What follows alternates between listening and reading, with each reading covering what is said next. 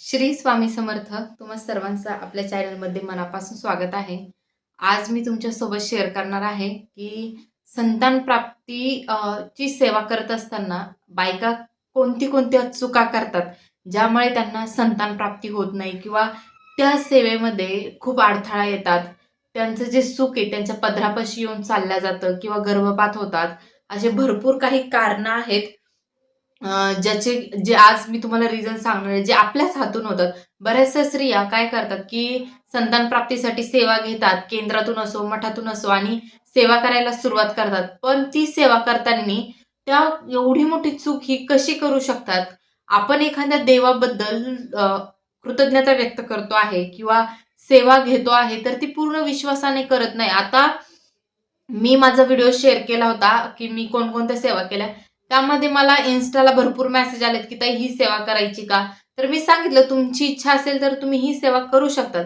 पण बायकांनी मला काय प्रश्न केले, "ताई ही सेवा केल्याने होईल का?"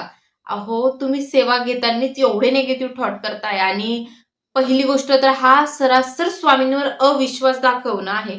कारण की तुम्ही एखादी सेवा घेता आहेत आणि ती सेवा करण्याच्या अगोदरच काही होईल का? म्हणजे तुम्ही स्वामींकडे एवढं स्वार्थ ठेवून सेवा करताय, तर स्वामी काय कुठलाच देव तुम्हाला पावणार नाही. अ, तुम्ही सेवा घेता आहेत. सपोज आता तुम्ही स्वामी चरित्र सारामृताची सेवा घेतली, तर ती पूर्ण श्रद्धेने करा ना. म्हणजे कसं होतं, काही-काही बायका काय करतात, की सेवा घेतात, पण होईल का नाही, होईल की नाही, त्यांचं तेच चालू असतं आणि मनामध्ये एवढी निगेटिव्ह थॉट राहते, की मलाच बाळ होत नाहीये, माझ्यातच काही कमतरता आहे, मला याचा त्रास आहे, त्याचा त्रास आहे. हे सगळं सोडून द्या आणि फक्त स्वामी सेवेला लागा. तुम्ही सेवा करता आहेत, एवढी श्रद्धेने करा, एवढी विश्वासाने करा, की मनामध्ये एकच ठेवा. आता मी 108 पारायणाला जी सेवा सुरू करते आहे, ह्या सेवेत 108 दिवसात मला प्रेग्नन्सी राहीलच. मला जे आहे ते स्वामी मला बाळ देतील. मला प्रेग्नन्सीचा किंवा कुठलाही विषय असो, स्वामी तुम्हाला फळ देतीलच त्या गोष्टीचं. एवढी विश्वासाने ती सेवा जेव्हा तुम्ही करायला सुरुवात कराल ना, तर तेव्हाच तुम्हाला त्या गोष्टीचं फळ मिळेल. आणि कसं होतं काही-काही वेळेस सेवा करण्याच्याच अगोदर स्वामींवरती अविश्वास दाखवून देतात किंवा ज्यांनी तुम्हाला सेवा दिली त्यांच्यावर अविश्वास दाखवणे हे सरासर चुकीचं आहे. कारण की सेवा देणाराही त्या सेवेचा अनुभव घेऊन तुम्हाला सेवा देत असतो. त्याची पॉझिटिव्हिटी तेवढी असती किंवा मग तो सेवा देणारा तेवढ्या काबिल पाहिजे की तो सेवा देऊ शकतो. आणि कसं होतं ना, की संकल्पयुक्त सेवा करतायत, तर त्यामध्ये सातत्य हवं. काही बायका आज सेवा केली, उद्या सेवा करायची नाही किंवा मग मध्ये खंड पाडायचा, काही ना काही कारणं द्यायची. आपण संतान प्राप्तीसाठी सेवा करतोय किंवा संकल्पयुक्त सेवा करतोय, तर आपल्याला खंडन अजिबात पडू द्यायचं नाहीये. आपण त्या सेवेला बांधील असतो आणि ती सेवा आपल्याला करणं गरजेचंच आहे.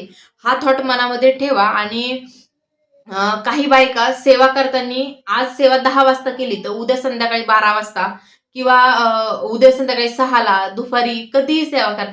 संकल्पयुक्त सेवेला टाईम ठेवावा लागतो आणि आपण त्या सेवेला बांधील आहोत. ही सेवा करणं गरजेचं आहे. असं नाहीये, की स्वामी तुम्हाला पाहत नाहीये वगैरे. स्वामी सगळं पाहत आहेत. तुमची सेवा, तुमचे प्रयत्न, तुमची मेहनत, तुम्ही किती दुःखी आहात, हे सगळं स्वामी पाहत आहे.